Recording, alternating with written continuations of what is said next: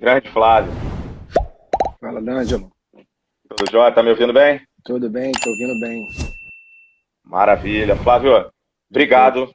Obrigado de verdade você ter aceito o convite. Eu sei que é um Eu que horário da agradeço. noite, você está cansado com certeza de Que isso? cirurgia, de consultório.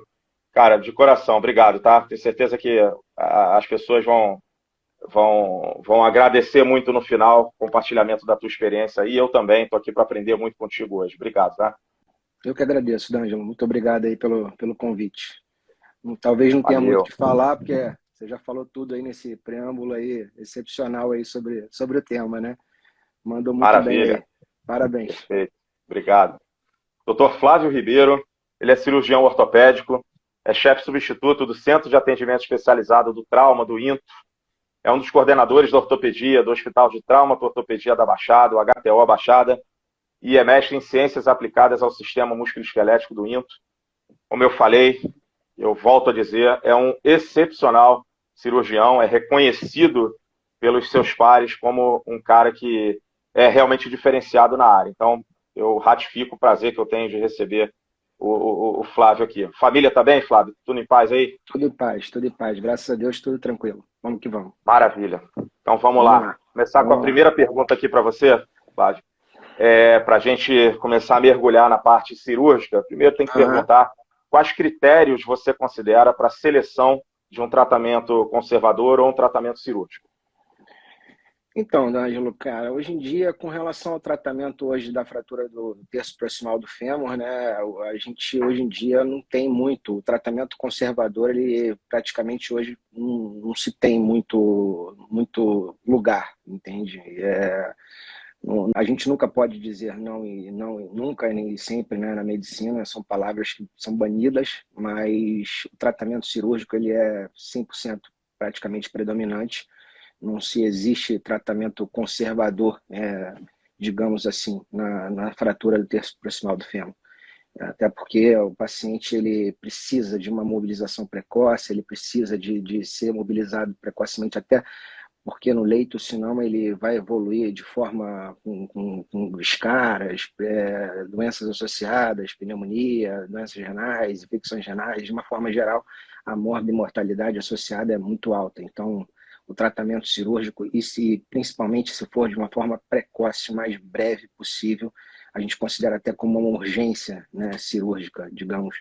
Infelizmente, a gente não consegue, muitas vezes, devido a inúmeras dificuldades, realizar de uma forma precoce, mas é, 100%, digamos, das vezes é cirúrgico, né? A exceção à regra é o conservador, mas 100% das vezes cirúrgico. Perfeito. Essa dificuldade que você sinalizou aí sobre a cirurgia imediata, isso é mais frequente no sistema público, Flávio? Como é que você enxerga isso? Infelizmente, assim, hoje a fratura, hoje não, a fratura do fêmur, a gente vai se apegar sempre, né, o tema é a fratura do terço proximal do fêmur, é um tema, assim, quando a gente fala em fratura de terço proximal do fêmur, a gente vai englobar a fratura da cabeça femoral, do colo femoral e a fratura transtrocanteriana e a subtrocantérica, né? Então, assim, você já teve outra live aqui com um colega do quadril. Hoje eu sou basicamente, vou me apegar bem na visão do traumatologista, né? Então, assim, são visões totalmente diferentes, né? Digamos, da síntese em si, do tratamento cirúrgico, e a fratura transtrocanteriana, dentre as fraturas do terço proximal de fêmur, ela é a fratura, basicamente, a fratura mais predominante nas fraturas do terço proximal de fêmur. Mas, infelizmente, ela é uma doença, ela é uma doença de pública, ela é um problema de doença pública, entendeu? Hoje a gente tem uma dificuldade muito grande no sistema público de saúde de conseguir resolver esse problema. Infelizmente, esses pacientes, eles chegam para a gente em um tempo muito grande e a gente não consegue resolver isso de uma forma pronta. A gente até tinha um projeto para poder realizar isso de uma forma pronta, rápida, mas isso aí se perdeu. Só para te exemplificar, o INTO, né, que a gente hoje tem esse prazer de participar, a Conitec, que é a Comissão Nacional de Implementações de Tecnologias do SUS. Em 2007, ela fez 2017, agora há pouco tempo, ela fez não sei se você sabe, assim, tem ciência disso, ela fez um protocolo, né, gigante sobre intervenções com relação à fratura do terço proximal de fêmur. Isso gigante, 197 páginas de consulta pública, onde ela preconiza que isso aí teria que ser resolvido em 48 horas no sistema público de saúde. E, infelizmente, esses pacientes acabam chegando para a gente no instituto, e assim, com 1, 2 semanas, quando chegam para a gente, para poder resolver. Então, assim, é um problema de saúde pública, infelizmente. Bom, como é que você faz, Flávio, para alinhar a sua expectativa como cirurgião em relação aos resultados com a expectativa do paciente? Como é que ele traz isso para você? Ele cria uma expectativa maior, muitas vezes, do que a expectativa, eu diria, mais pé no chão, mais realista da sua? Como é que é? Então, o perfil hoje do paciente, ele mudou muito, né? Hoje em dia, os pacientes, por mais a realidade hoje em dia com relação à idade biológica, a idade cronológica mudou muito. São pacientes hoje que, mesmo tendo 70 anos, 75, 80 anos, são pacientes ainda que se mantêm bem ativos, conscientes, lúcidos, têm uma qualidade de vida ainda bem ativa. Então, infelizmente, quando acontece essa enfermidade, quando acontece essa situação, eles entram num quadro muito depressivo, com a família de uma forma geral e ele em si, eles se sentem muito, digamos assim, inutilizados, entendeu? Essa é a sensação de que esse paciente fica. Então isso acaba atrapalhando muito, tanto no pré imediato dele, esse paciente se sente completamente inutilizado, essa é a sensação que eles passam para a gente, e acaba atrapalhando muito no seu pós-operatório imediato, que para vocês na fisioterapia dificulta muito, entendeu? Então, assim, essa é uma das situações em que é uma situação que necessita de um atendimento multidisciplinar, tanto com atendimento psicológico, com fisioterapia de uma forma geral, e a gente também, né, em passar para a família e para ele que ele tem condições de restabelecer, entendeu? Que ele tem condições de retornar. E isso aí é fundamental passar isso para ele. Então, quando ele tem esse cognitivo ainda ativo, isso aí é fundamental, entendeu? Perfeito, perfeito. E para a gente se situar melhor aqui, quais são os critérios ou os principais critérios de classificação para as fraturas de fêmur proximal, para o terço proximal de fêmur? Então, aí a gente entra naquilo que a gente falou agora há pouco. Se a gente for classificá-las, né, de forma segmentada, aí a gente dificulta bastante, porque cada uma delas tem a sua classificação específica, tanto para a cabeça, quanto para o colo, quanto para a transtrocanteriana, quanto para a subtrocanteriana.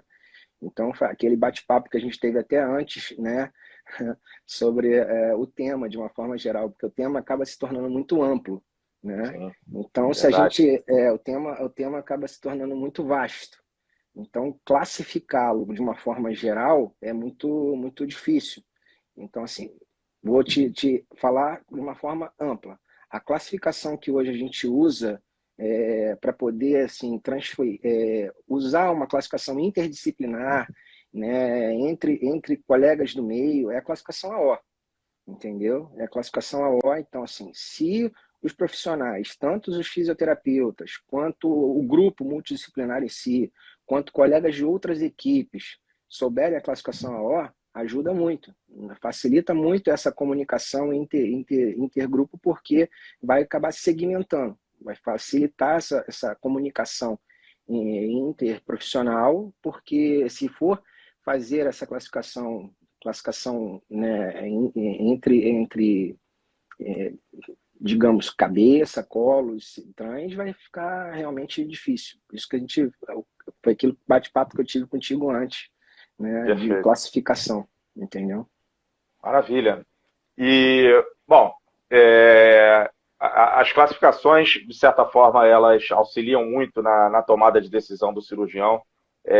para a escolha do tipo de tratamento também. Claro que não é só isso, muitos fatores são levados em consideração por vocês, mas a pergunta quais são as formas mais comuns de tratamento cirúrgico?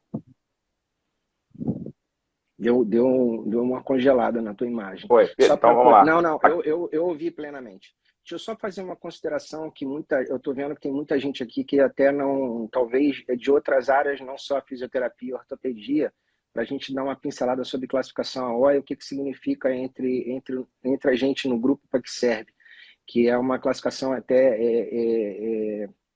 que serve para a gente poder se relacionar entre si e poder facilitar essa indicação do tratamento cirúrgico, né? E que há um entendimento básico de que as fraturas são as fraturas. Então, é uma classificação alfanumérica, onde a gente tem números e letras e que a gente consegue entender qual o tipo exato de fratura. Só para dar um entendimento para algumas pessoas que não são da área que estão aqui, que eu estou vendo aqui. Você fez a pergunta qual a indicação do tratamento do tipo de material, é isso? Isso, as formas mais comuns de abordagem cirúrgica, eu reconhecendo que tem uma grande quantidade, é baseado, claro, em diversos fatores, inclusive na própria classificação definida aí, no próprio tipo de fratura, mas em geral pode ser de acordo com a tua experiência mesmo, o que chega mais para você, o que você usa mais. Vamos tentar nos ater só em colo e trans. Colo do fêmur e trans trochanteriana, tá? As demais a gente realmente vai ficar difícil. Colo femoral e trans trochanteriana. Colo do fêmur nos pacientes bem idosos sempre é a discussão. É uma fratura que a fratura do terço proximal do fêmur, ela tem uma apresentação basicamente bimodal. No paciente, ela acontece muito ou no paciente jovem devido a traumas de alta intensidade, de alta energia, né, que hoje em dia também é outra situação também de saúde pública. São pacientes muito jovens o tempo todo, submetidos a acidentes de motocicleta o tempo todo, e que infelizmente acontece. E aí a gente entra naquela discussão se fixa ou com parafusos canulados ou com próteses, com artroplastias. E aí é a discussão entre a visão do cirurgião de trauma e a visão do cirurgião de quadril, onde a gente, na cirurgia de trauma, a gente tenta sempre preservar a cabeça o máximo possível, entendeu? E no paciente idoso, onde o paciente idoso a gente tenta a artroplastia parcial ou artroplastia total. E aí é a visão, né, também do tempo, a expectativa de vida desse paciente, se ele tem uma expectativa alta de vida, se ele é um paciente deambulador, se ele é um deambulador domiciliar, se ele é um deambulador comunitário, como é que é a demanda desse paciente. E aí outra situação é a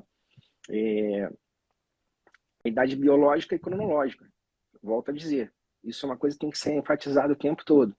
Nem sempre o fato dele ter 70 anos de idade, que às vezes soa para a gente como muito idoso, não é. Necessariamente esse paciente, às vezes 70 anos de idade hoje em dia, ele faz suas atividades físicas, ele faz academia, ele faz exercício, ele consegue ter sua vida muito ativa, e muitas vezes a gente opta por fazer artroplastia total.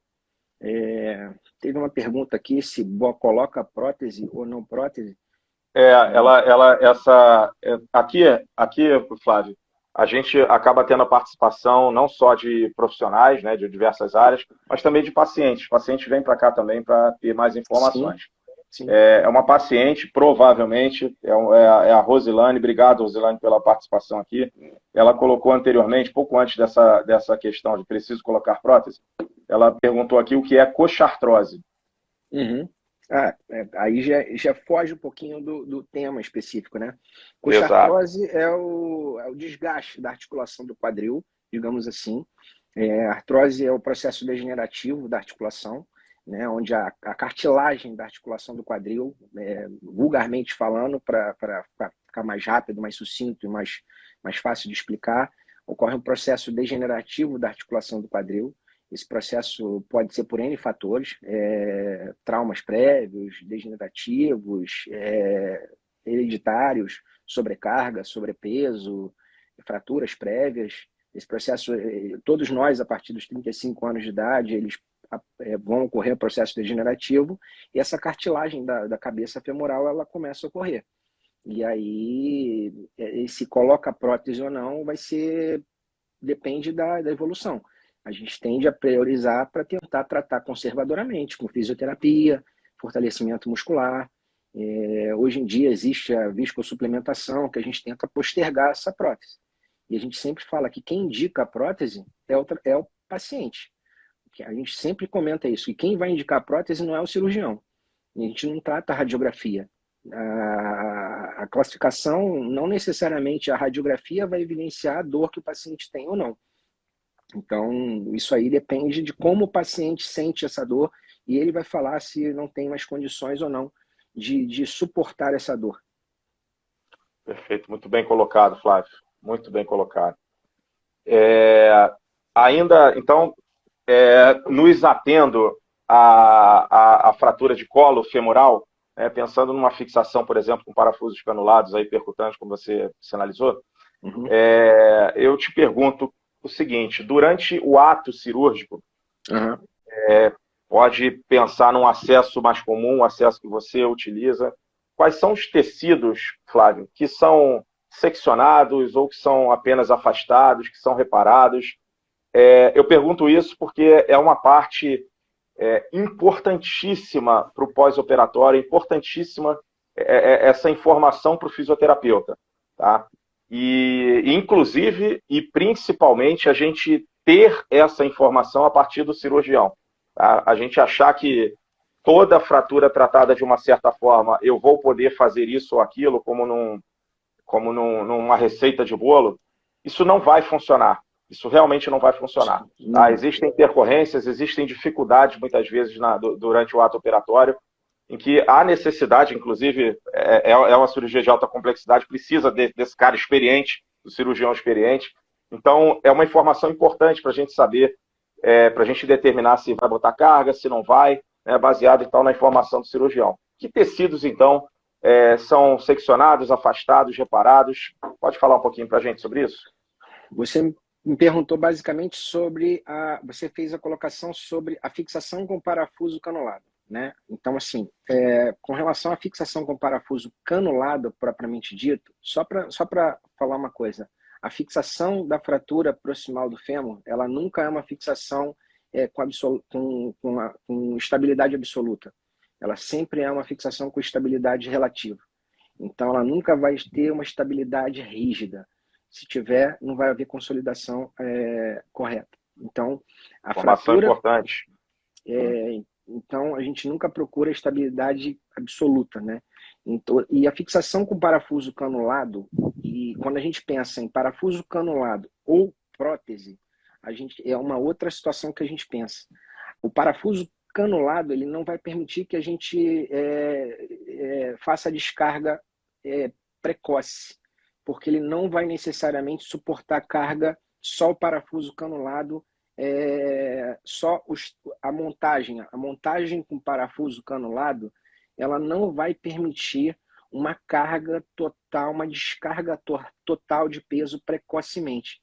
Então, a gente é uma outra situação que a gente sempre fica refém e pensando se esse paciente vai ou não demandar a prótese.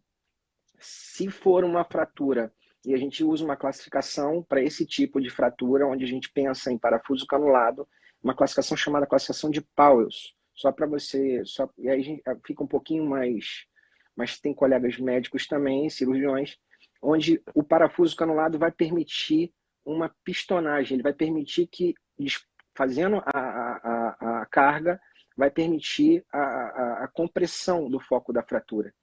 Se houver um cisalhamento, a gente já pensa em prótese, porque o índice de cisalhamento no parafuso canulado vai falhar, vai tender a falhar com o parafuso canulado. E aí, com relação ao tecido, no parafuso canulado, a gente não fica muito preocupado com os tecidos em si que a gente vai seccionar, porque é minimamente invasivo. Então, são 3 furinhos, você não fica muito preocupado com a secção de tecidos em si, entendeu? Fixação in situ, minimamente invasivo. Você não faz secção maior, não.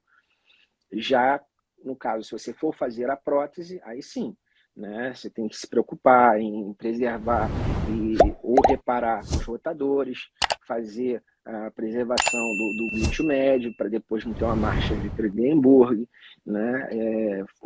E pensar qual é o seu acesso, se vai ser um acesso posterior, acesso anterior, aí vai ser a cargo do cirurgião, a gosto do cirurgião e qual é o acesso que ele vai ter, porque tem vários acessos, lateral, posterior, posterolateral, anterior, e aí de acordo com, tem muitos acessos que você tem qual o tecido eu costumo sempre usar o posterior, o acesso de costa. Então, assim, posterior eu tento sempre reparar os rotadores, cuidado com o glúteo e cuidado muito com o ciático, né? Porque senão a gente costuma Certamente. brincar que acaba a É uma amizade. tragédia. Aí é uma tragédia. É, Uma tragédia. Você citou muito bem, Flávio, quando você falou da estabilidade relativa. Essa é uma informação fundamental, inclusive para emendar para a pergunta que eu vou te fazer na sequência sobre a descarga de peso propriamente dita. Eu vou te perguntar mais alguns detalhes sobre isso.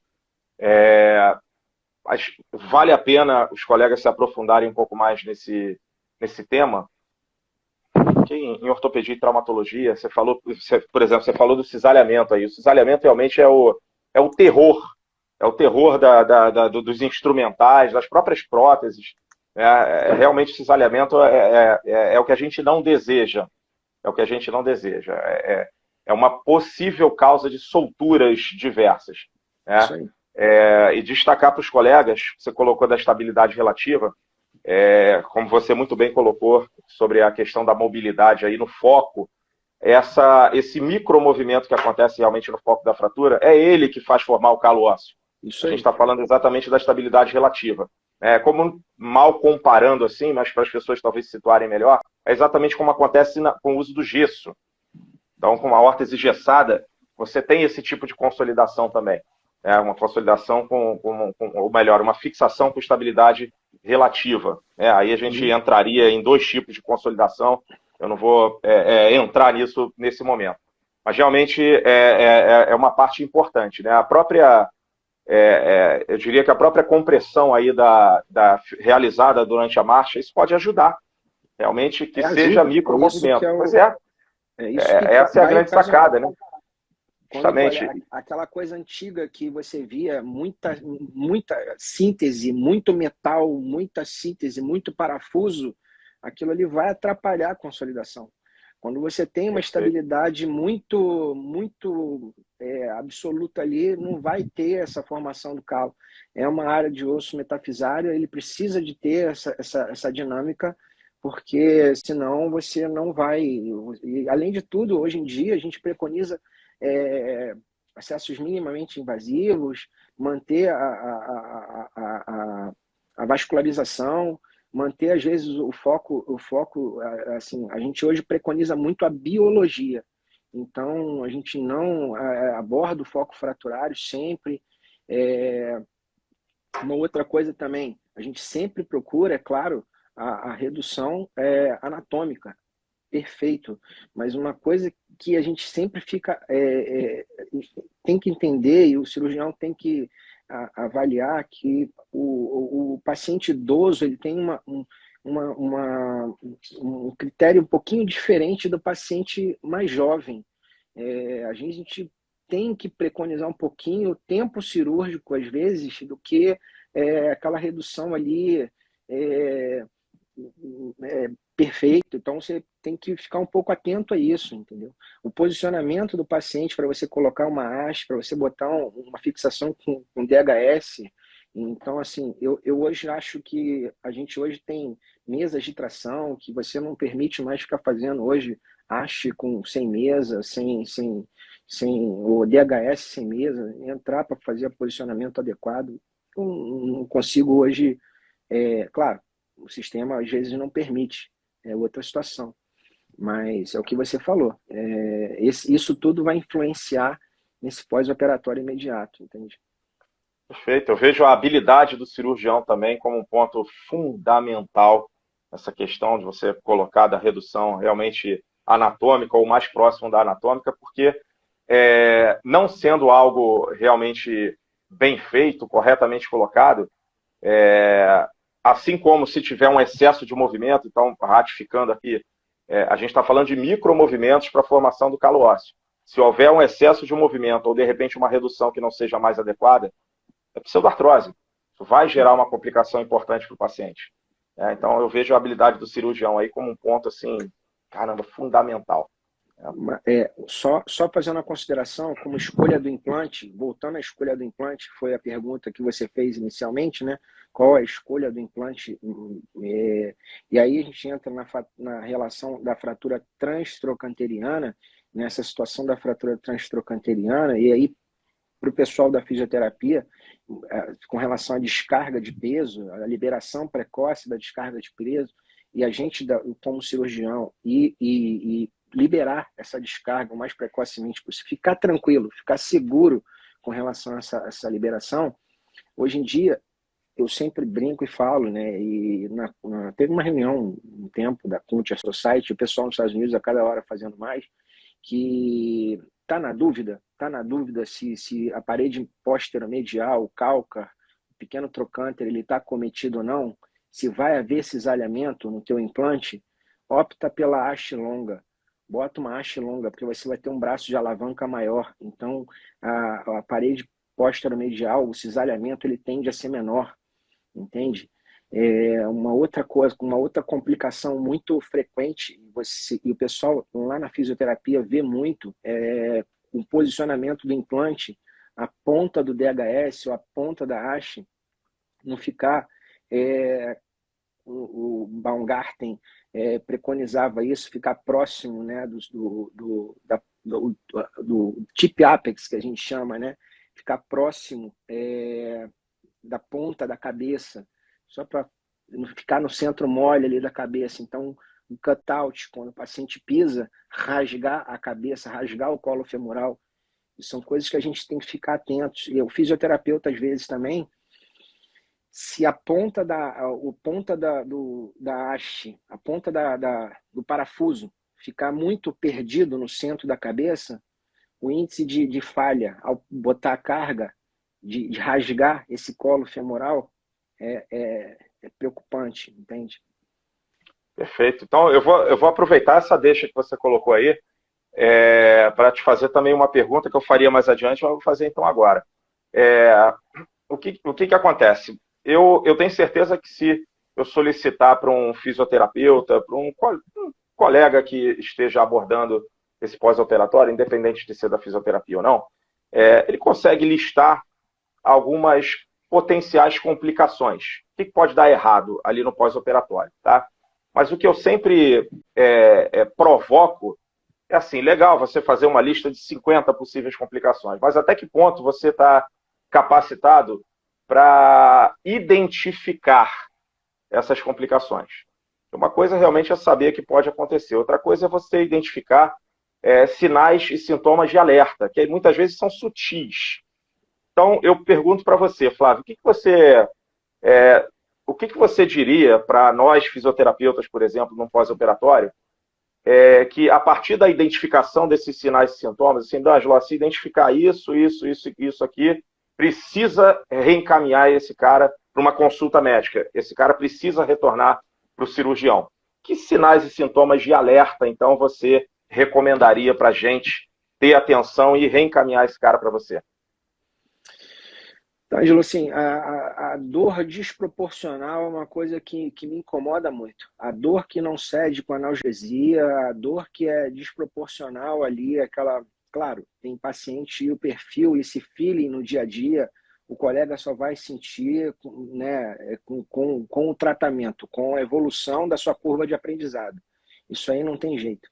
Mas aquela dor desproporcional, aquele tipo de síntese, isso aí é uma coisa que preocupa. Fazendo analgesia e mesmo com analgesia, isso aí é uma coisa que realmente me incomoda, entende? Agora, com relação à crepitação que não cede, né? A marcha, a falência muscular também, entendeu? Que às vezes você pode, mas o que mais me preocupa é a dor desproporcional. Porque aí o implante pode ter alguma falência do implante, alguma coisa, pode, algum parafuso, alguma coisa que radiograficamente, mas é difícil você encontrar agudamente sinais de halo ao redor do implante, mas agudo é muito difícil você encontrar isso. Sinais ao redor do implante de halo, que é um halo de esclerose que dá ao redor do implante, ao redor do osso, que sugere que o implante ele está, digamos, fragilizado. Isso aí é difícil, na fase aguda, você encontrar isso. Mas esses pacientes, às vezes, são acompanhados pela fisioterapia 2, 3, 4, 5, 6 meses até, entende? Então, quando você, às vezes, vê algum sinal de um halo negro ao redor do parafuso, alguma coisa assim, na radiografia, aquilo ali, às vezes, incomoda um pouco, porque aquilo ali sugere que o implante tem sinais de fragilidade muito, muito, muito acentuada. Mas Perfeito, o que mais me incomoda é dor desproporcional, que não cede com analgesia. perfeito. Uma informação importante aí para os colegas, para que eles reencaminhem esse paciente para o médico o quanto antes, não esperar, mesmo que a consulta já esteja marcada para esse paciente, encaminhar o quanto antes, porque certamente uma abordagem aí mais precoce vai ajudar O mais esse Braulio paciente. colocou aqui que um colega coloca descarregar peso conforme esperado pode haver complicações. É basicamente isso. A dor desproporcional, o paciente não consegue colocar o peso conforme a gente espera para aquele protocolo. Então, é basicamente o que eu estou falando. A dor é desproporcional naquele protocolo que a gente espera. Ele não consegue botar a carga, ele não consegue suportar a dor para aquele momento. Desculpa, talvez eu não tenha me expressado, seria mais ou menos esse sintoma. Perfeito, perfeito. E obrigado, Braulio, pela participação aí. É, Hoje a gente já se encontrou lá, teve reunião do grupo de pesquisa, já conversou. Tá aí, obrigado, cara. Eu vou recuperar, Flávio, então, uma questão que você levantou agora há pouco. A gente começou a falar da descarga de peso, então. Só para ficar, então, mais firme para os colegas, apesar da tua explicação já ter sido bem esclarecedora. Então, descarga de peso. Eu vou orientar, então, conforme a tolerância, e eu estou pensando num caso geral, e como eu já disse a você, até antes da nossa conversa aí na live, você pode escolher um procedimento específico.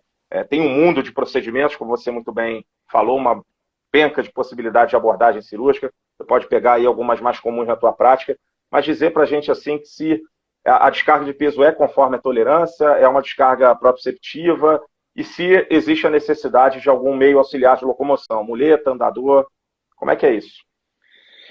Então, hoje, cada hora que passa, eu preconizo mais a descarga o mais precoce possível. Independente, assim, o mais precoce possível a descarga mais rápida. Eu tendo a confiar na minha síntese. Talvez a única coisa que me vem à cabeça nesse momento seria o parafuso canulado, que é a carga proprioceptiva e muito gradual, né? Parafuso canulado em si. Mas os outros tipos de fixação, a haste, tanto o DHS, com parafuso canulado, muitas vezes, eu tento permitir a descarga precoce. Claro que a haste ela vai me dar uma confiança muito maior do que, às vezes, o DHS, entende? E isso aí também depende do tipo de montagem. O DHS hoje tem estudos mostrando que ele suporta o DHS parafuso canulado, a biomecânica, ele suporta tanto carga quanto ou mais do que acha alguns determinados tipos de fratura e montagem. Então, tanto a fisioterapia quanto a fratura, o D'Angelo, isso é muito. Esse é que é um problema da gente ter um bate-papo desse. Eu acho que a equipe de fisioterapia e o cirurgião ele tem que estar muito em sintonia. Eu acho que tem que haver essa sintonia. Eu acho que esse ego, essa vaidade, muitas vezes, ele tem que se perder e o cirurgião e o fisioterapeuta ele tem que se comunicar, porque isso é muito individualizado. Cada paciente ele tem a sua peculiaridade Verdade. e cada tipo de síntese ele tem a sua tem a sua individualidade. Hoje a gente, até a função cardiorrespiratória do paciente vai alterar no tipo de liberação de marcha precoce para ele, na fisioterapia, na liberação né? Então é muito difícil você. Eu hoje tendo a liberar mais. No dia seguinte eu tendo a liberar carga para ele. Mas se eu tenho confiança na minha síntese. Então, se eu hoje boto uma haste, por isso que eu falo, estou na dúvida, eu tento botar uma haste longa. Eu acabo a cirurgia, eu tenho ali para fazer um teste, enquanto o paciente está sedado, está anestesiado, está bloqueado, eu tenho que desmontar ali naquele momento comigo. Esse é meu padrão hoje, eu tento fazer isso. Se tem que desmontar aqui agora comigo. Eu costumo brincar que o anestesista quase infarta, mas tem que desmontar agora aqui. Se desmontar, a gente monta aqui. Mas aí é difícil, entende? Acho que tem que ter. Concordo. Tem que ter. A gente tem que se despir um pouquinho de vaidade mesmo, sabe, Flávio? Às vezes a gente está lá no dia a dia e acha que resolve tudo. Funciona dessa forma, não. Eu digo muito pela fisioterapia mesmo. A gente tem que desinflar um pouquinho o ego e saber que vai ser o melhor para o paciente esse trabalho em equipe. Eu endosso aí as tuas palavras, realmente. E, Flávio, você pensando no pós-operatório imediato, tem alguma posição específica para manter o membro nesse pós-operatório? Entrou uma pergunta aqui, pacientes obesos teriam mais riscos? Claro, com certeza. E aí pacientes obesos teriam mais riscos de complicações no pós-operatório?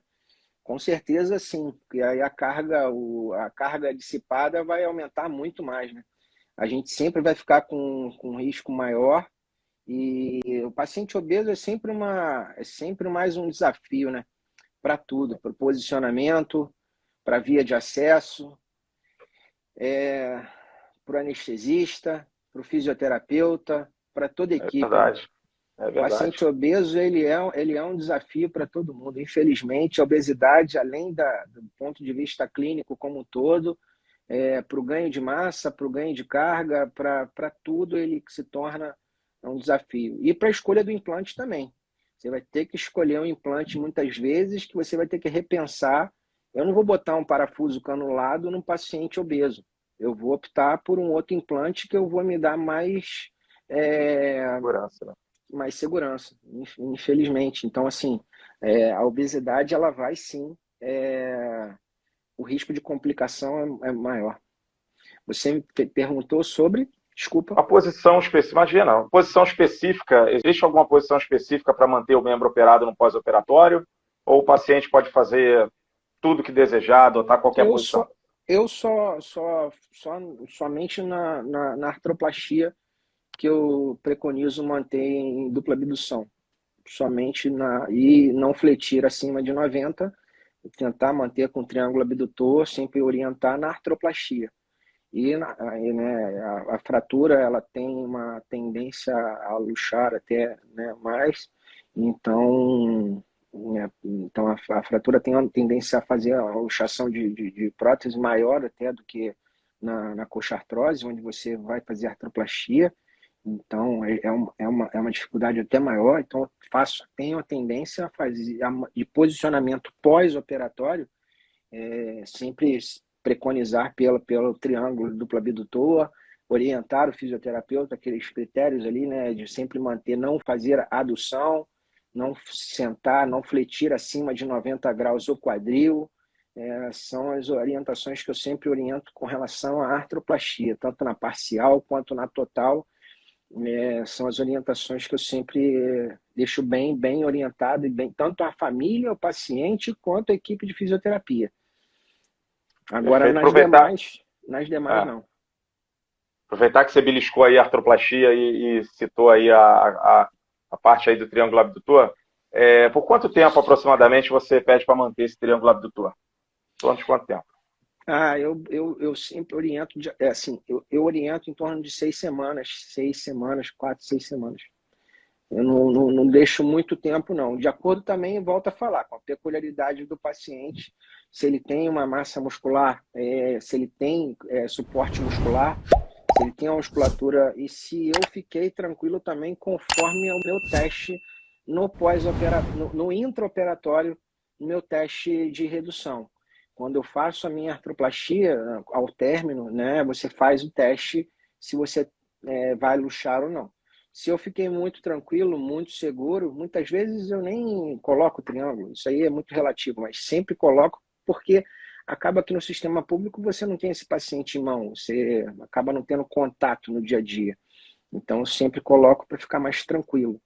Mas isso aí varia muito, mas em torno de 6, 8 semanas, então. Não muito Perfeito, mais. perfeito. E, Flávio, existe algum tipo de exercício que você recomendaria para os fisioterapeutas, principalmente não realizarem? E isso pode ser num pós imediato, pode ser num pós mais avançado, mas tem algum exercício ou alguns exercícios em particular, assim, ó, D'Angelo, eu não recomendo, não seria interessante fazer esse exercício aqui no pós imediato, é bom evitar. Tem alguma recomendação que você dê em relação ao tipo de exercício? Ângelo, eu hoje não tenho muito, assim, impeditivo maior, não. Não tem uma coisa que me venha de imediato que eu impeça, não. Só na artroplastia mesmo, volto a falar, entendeu? Na artroplastia eu fico muito, muito preocupado com essa ao paciente, à família e à equipe com relação à flexão do quadril acima de 90 e a adução do quadril. Orientações de dia a dia, da vida diária dele, entrar no carro, fazer atividades da vida diária dele, uso de uma privada, uso do dia a dia dele. Mas fortalecimento, eu sempre faço atividade de cadeira fechada, fortalecimento de quadríceps, fortalecimento de liberação da marcha.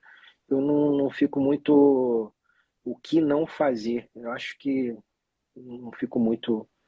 Se você até tiver, eu até te agradeço de me passar, porque não Não, tenho. perfeito, perfeito. Isso aí entraria realmente nas questões aí da artroplastia, o que só dá uma beliscada aí, eu não vou entrar exatamente nessa questão.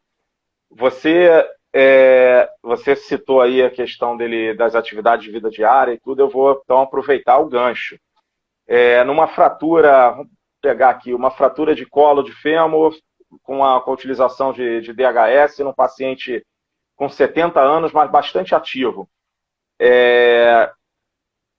Em quanto tempo esse paciente ele pode retornar?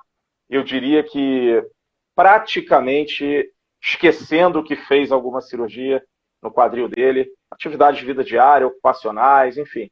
Quanto tempo aproximadamente você acha que leva esse processo? Aí a gente entra na nomenclatura. Você falou um paciente de 70 anos com uma fratura de colo de fêmur com uso de DHS. Eu só usaria um DHS numa fratura de colo de fêmur num paciente de 70 anos, onde tem uma fratura de colo de fêmur basocervical. Uma fratura de colo de fêmur médio cervical, eu já ficaria muito receoso, talvez. Ou então, o tempo seria muito mais prolongado. Ou você teria que ver esse caso com muito critério, porque o risco de falha seria muito alto, por ser uma fratura intracapsular, ser uma fratura de difícil, ou então você teria que escolher muito esse implante. E aí entra nessa dificuldade que a gente fala sobre o tema. O tema é muito vasto. Então, Perfeito. assim, né, Você você até escolheria, como você falou, parafuso canulado, não é isso? não, se fosse uma fratura de colo com Powells, com cisalhamento alto, eu colocaria um DHS com parafuso canulado, pois aumentaria minha segurança com o risco do cisalhamento. Parafuso canulado com Powells 3, onde o cisalhamento é alto, só o parafuso canulado não aguenta. O cisalhamento é alto e vai falhar. 70 anos de idade, eu já tendo a ir para a artroplastia. Eu acho que é uma idade que, sinceramente, assim, eu acho que 60 anos de idade é meu deadline ali para optar para eu não colocar, eu não faria uma síntese num paciente de 70 anos de idade com uma fratura de colo femoral. Eu acho que Vamos cair para 60, 50, então. Vamos cair para 50, 50. 50 eu tentaria síntese, entende? Mas 70 anos de idade, eu não veria uma fratura de colo de fêmur para síntese. Aí vamos lá a sua pergunta. 50 anos de idade, síntese de fratura de colo de fêmur. Eu acho que 6 meses para a vida total, eu acho que é um tempo assim bacana para ele estar tentando, se houve uma consolidação, eu acho que a gente sempre usa o 9 meses para consolidação da fratura. Não consolidou em 9 meses, é pseudartrose. Mas eu acho que 6 meses é o tempo que eu penso que é o tempo legal para consolidar aquilo ali e ele estar pleno na sua vida normal. Perfeito. E, Flávio, qual foi assim, o maior desafio teu como cirurgião? O caso mais complicado que você já pegou, que você falou assim, caramba, esse caso, não sei se vou dar conta não, tá complicado demais. Teve algum caso assim especial que você pode contar pra gente? Pô, cara, difícil, viu? Complicado, assim, pensar de pronto aqui Eu, agora. eu, eu imagino que não tenha tido um só, não. Que eu sei que você, como eu falei no início, e não é da boca para fora, eu sei que você pega casos bastante complexos. Tá? É para isso que a gente tem cirurgiões assim, habilidosos, experientes, é para isso. Mas você lembra de algum Cara, assim? Agora te a peguei gente de está no surpresa, né? INTO, né, cara? Pegou de surpresa. A gente está no INTO, né, cara? Isso é todo dia, né?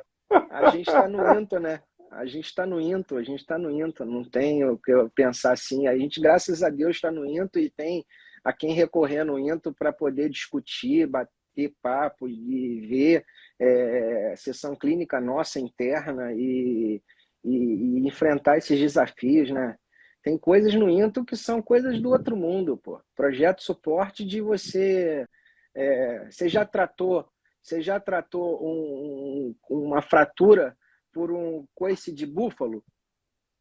Não, não. Pois é, cara. Coisas do INTO. Você Eu chegar não me lembro, não chegou para mim. No meu consultório Pois não é. chegou. Pois Mas no é, eu INTO eu não já. lembro de ter tido esse É, encaminhamento para lá pois é. especificamente, não. Pois é. Eu já tive a oportunidade num projeto suporte encontrar um jovem de 16 anos com o fêmur totalmente rodado e com 4 meses de fratura consolidada, viciosamente consolidada, perguntar para ele, mas o que foi isso? Uma fratura que poderiam ter reduzido, passado 2 fios e resolvido, 4 meses virado, isso em Macapá, olha que louco. A gente foi para lá operar e o rapaz com uma fratura consolidada e ele falou que na ilha de Marajó um coice de búfalo. Olha que louco. Então, assim, coisas de INTO, cara. E você tratar aquilo ali como se fosse um tumor, ter que ressecar, virar. Então, assim, a rotina de INTO, HTO Baixada, são centros em que. A rotina de quem está no serviço público. Hoje, quem está no serviço público hoje enfrenta isso e tem que dar parabéns para esse pessoal aí, que tem uma galera aí que está Verdade. entrando aí, pô, entendeu? E o tempo todo aí que está vivenciando isso aí, o tempo todo e arrebenta. E só aprende aí na estrada mesmo, né, cara? É uma experiência que, obviamente, o livro não dá. Não adianta estar sentado atrás do computador, é só estando na rua mesmo, só estando na ponta para observar, né? O INTO realmente eu também sou suspeito para falar, mas é aprendizado, é habilidade desenvolvida todos os dias, absolutamente todos os dias. Realmente é um grande privilégio, eu acho que a gente tem, né, Flávio? É um grande É. privilégio. E você ter com quem discutir, quem conversar, pessoas com experiência de muito mais anos que a gente, né? E Verdade. poder ver essas coisas que a gente nunca pensava em ver. Então, assim, realmente é impressionante, entendeu? Entrou aqui uma Maravilha. pergunta aí. Entrou Vamos uma lá. pergunta aí que. Vamos lá. Maria Cristina. Obrigado, Maria Cristina. Vou ler aqui para você então, Flávio. Tendo em vista o aumento de acidentes de moto, que normalmente são jovens e necessitam voltar muitas vezes a conduzir, qual é a melhor opção de técnica cirúrgica para fratura de colo de fêmur? que necessitam voltar a conduzir moto, é isso? Será?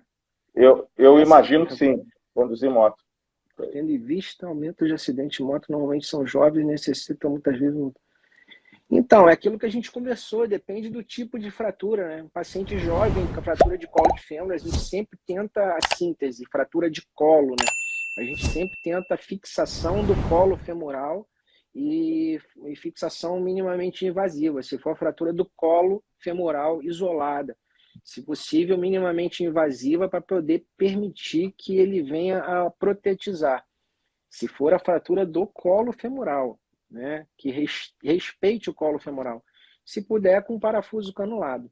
Se eventualmente, se for uma fratura do colo femoral, onde tem um grau de cisalhamento maior, a gente tenta até optar por um DHS com parafuso canulado para evitar o cisalhamento e a rotação do colo femoral. Mas, eventualmente, devido à falência e à dificuldade do sistema público de saúde, esses pacientes muitas vezes acabam chegando para a gente, grande maioria das vezes, com 2 semanas de evolução. E aí esse colo femoral ele já vai ter reabsorvido, ele já não vai ter mais viabilidade dessa cabeça femoral, essa cabeça femoral não vai ter mais... Porque essa possibilidade também de você fazer essa fixação, D'Angelo, é uma coisa que necessita ser de imediato. Não adianta você pegar uma cabeça femoral com 1 semana de 2 semanas e tentar fixar, porque não vai ter mais viabilidade, não vai ter mais vascularização nessa cabeça femoral. Então, o índice de reabsorção do colo, necrose da cabeça é altíssimo. Então, aí você já tem que optar pela protetização. Perfeito, perfeito. Flávio, eu tenho uma última pergunta, então, para você, que eu faço sempre para os convidados aqui. Eu queria destacar aí para os colegas, mais uma vez, assim, agradecer a presença e dizer que essa live aqui, ela vai ficar gravada lá no canal do YouTube, eu vou jogar para lá, Físio em Traumatologia e Ortopedia, então tem uma série de lives já realizadas lá, tenho certeza que vocês vão encontrar. Inclusive, essa é a de número 50, tenho certeza que vocês vão encontrar uma live lá que atenda ao que vocês desejam em relação à traumatologia e ortopedia. São profissionais tão experientes e habilidosos quanto o Flávio que está aqui com a gente. A ideia, Flávio, realmente foi de trazer, como a gente conversou ontem, pelo menos, vamos lá, nessas 50 aí que eu já fiz, principalmente com os cirurgiões, mas a ideia inicial desse projeto foi realmente trazer ainda temas abrangentes, como eu optei aqui com você também, mesmo reconhecendo a dificuldade da gente falar de algo sem especificar, porque são muitas as possibilidades realmente. Tivemos essa dificuldade aqui, né, para essa especificação, mas dentro do projeto que foi planejado, a ideia foi essa mesmo, da gente, num primeiro momento, abrir o leque, e eu pretendo já, muito em breve, começar a afinar isso, começar a colocar, agora sim, a partir dessa segunda metade aí, para completar os 100, começar a colocar temáticas mais específicas. Tá? Então, eu acho que foi sensacional pela proposta que a gente teve aqui. Você trouxe realmente informações, assim, cara, importantes, no mínimo, para a gente, para nós como fisioterapeutas, nós refletirmos a respeito do que nós estamos fazendo. Tá? Que a ideia realmente não foi trazer assim, ó, se tiver isso, faz aquilo. A gente sabe que não funciona dessa forma. Tá? Mas você trouxe bastante inspiração para a gente, pode ter certeza. Eu tenho aqui uma última questão para você. Eu queria, então, 2 dicas de ouro do Dr. Flávio Ribeiro aos fisioterapeutas ou aos outros profissionais também sobre a fratura de terço proximal de fêmur. Pô, difícil, né? Dicas de ouro minha? Quem sou eu? Cara, se eu pudesse, assim, falar, planejamento, cara. Planejamento. Sem planejamento não vai ter resolução satisfatória.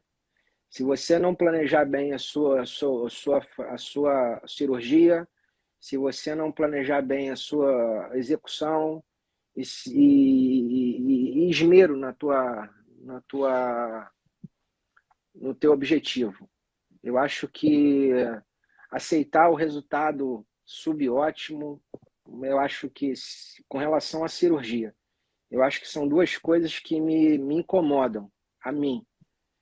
Não planejar adequadamente e aceitar uma cirurgia que eu não fiquei, naquele momento ali, feliz. Aquilo ali, eu não fico tranquilo para liberar esse paciente. Eu acho que são duas coisas que, se eu pudesse falar para alguém que está começando ou para outra pessoa, não sei, meu sentimento. É não aceitar um resultado, eu acho que tá bom. Na minha cabeça não cabe. E planejar a sua cirurgia. Qual o tipo de síntese que eu vou usar, qual o tipo de material, qual a posição que eu vou colocar. Não aceitar um posicionamento ruim. Às vezes a gente, por exemplo, na mesa de tração, todas as vezes que você começa a cirurgia com a mesa de tração mal posicionada, você vai passar por percalços durante a cirurgia. Então, acho que o planejamento e um zelo no resultado final, eu acho que você tende a ter uma qualidade nos seus resultados para frente. Maravilha. E eu digo assim, para os colegas em relação a você, Flávio, vocês estão vendo, então, que as minhas palavras não foram palavras soltas, não. Que eu falei sobre esse cara aqui que eu estou fazendo a live, é interessante ouvir dele que ainda existe um desconforto, mesmo sendo um cara consagrado, experiente, que ainda fica desconfortável com o resultado subótimo. Seria muito fácil dizer que não, deu certo, está andando. Por isso que eu falei, Flávio, que é inspirador, realmente, é inspirador. Tudo que você trouxe aqui para a gente hoje, você fechou aí ratificando as minhas palavras. Você pode ver o quanto você é querido pelas pessoas, você deve estar acompanhando aí também as mensagens sobre você, sobre não só a tua capacidade, a tua habilidade, mas o quanto você é simples, cara. Isso é admirável. Isso é admirável. A habilidade a gente treina, Flávio. Essa simplicidade, essa forma de tratar as pessoas como acontece contigo no dia a dia, não é só aqui na live, não é só falando. O nosso contato lá no Into me permite dizer isso. Você é um cara muito simples, muito humilde e que faz jus a todos esses elogios que tu recebeu aqui, cara. Então, fico muito feliz, mais uma vez eu digo, da tua presença aqui, de coração. Muito obrigado por compartilhar a tua experiência, o teu tempo. Eu sei que, mais uma vez eu digo, é importante pra caramba. Então, essa uma horinha que você tirou para trazer essa experiência aqui, cara, de coração, obrigado, tá, Flávio? Valeu. Eu que agradeço, cara. Eu que agradeço muito. Obrigado. Uma honra mesmo. Uma honra. Maravilha. Obrigado a todos pela presença. Sempre vi as tuas lives aí, falei, pô, esse cara nunca vai me chamar, não? Aí. Valeu. Muito obrigado. Muito obrigado mesmo. Fiquem com Deus, saúde. Até a próxima. Tchau, Valeu. tchau.